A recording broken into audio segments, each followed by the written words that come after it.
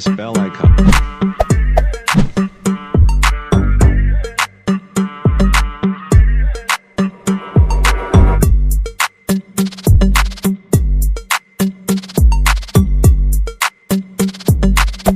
Hey there. Subscribe to my channel. And also press this bell icon.